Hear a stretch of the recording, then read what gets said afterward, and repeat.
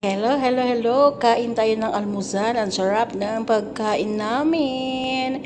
Noodles na mayroon gulay-gulay. Tapos linagyan ko pa ng itlog para lalong sumarap. O, diba, maanghang.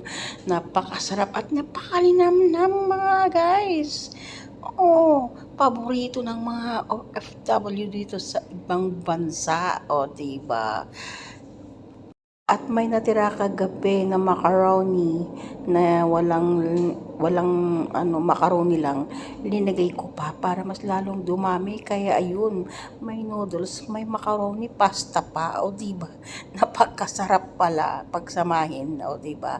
Basta OFW ay ayos na sa amin to para lang maiba naman yung pagkain namin, hindi lang puro manok. Minsan-minsan lang naman kumukuha kami ng pagkain ng mga bata. Bihira lang naman kami makakuha kasi para sa mga bata yun.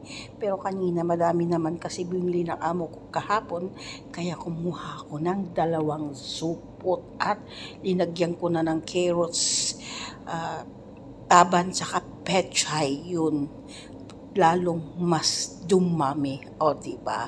At binagyan ko pa ng itlog, o diba? Napakasarap.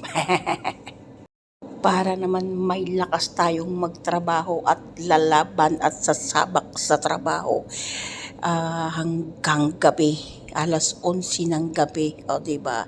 Kailangan magpakabusog tayo. Uy, halata bang nagugutom. Kahit hindi na kumain, malaki na yung tiyan. O, ayan yung kasama ko, lumalaban din siya at gustong-gusto niya. Napakasarap daw yan ang sabi niya. Kaya ayun, no. Sige pa, kain pa more, o 'di ba?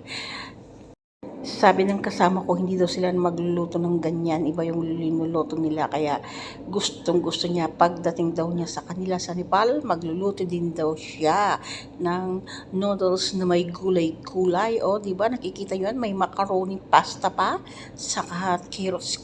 So, napakasarap talaga mga idolo. Kahit anong luto, linagyan ko pa yun ng kamatis. Siyempre, bawang, sibuyas, para lalong sumarap-sarap. O, tapos dimihan mo yung sili. O, grabe.